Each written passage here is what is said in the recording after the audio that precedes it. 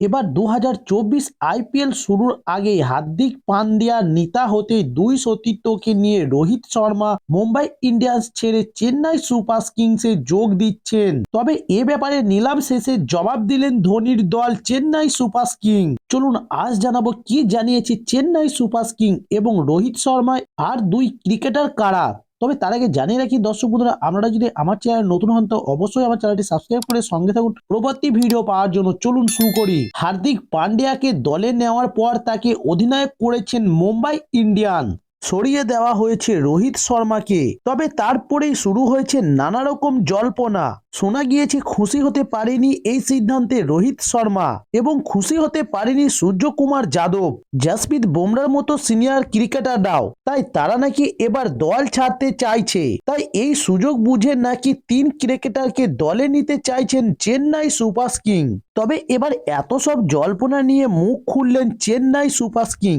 তবে এবার কি বললেন ধোনির দল? তবে আইপিএল এর নিলামের পর চেন্নাইয়ের সিইও কাশী বিশ্বনাথ বলেন, আমরা এভাবে নিলামের বাইরে গিয়ে কোনো ক্রিকেটার কেনাবেচা করি না, এটা আমাদের রীতি বিরোধী।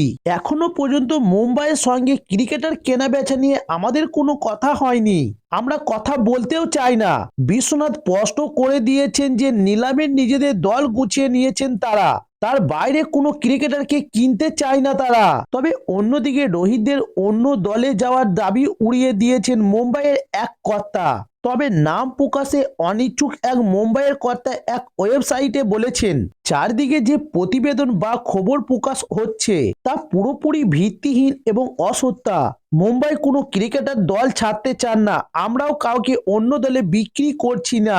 তবে মুম্বাই ইন্ডিয়ান্স এও জানিয়ে দিয়েছে হার্দিক পান্ডিয়াকে অধিনায়ক করার আগে সবার সম্মতি নেওয়া হয়েছে, রোহিতও সেখানে ছিলেন। ওই কথা আরো বলেছেন, প্রত্যেক ক্রিকেটারের মতামত শোনার পরই হার্দিক পান্ডিয়াকে অধিনায়ক করার সিদ্ধান্ত নেওয়া হয়েছে।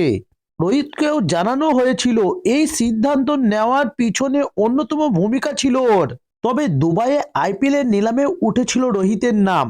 নিলাম শুরু হওয়ার আগে আকাশকে লক্ষ্য করে এক ভক্ত চিৎকার করে উঠেন, রোহিতকে নেতৃত্বে ফিরিয়ে আনুন। তবে এড়িয়ে যাননি আকাশ। মুকেশ আম্বানির পুত্র সেই ভক্তর দিকে তাকিয়ে বলেন, চিন্তা করো না, রোহিত ব্যাট করবে।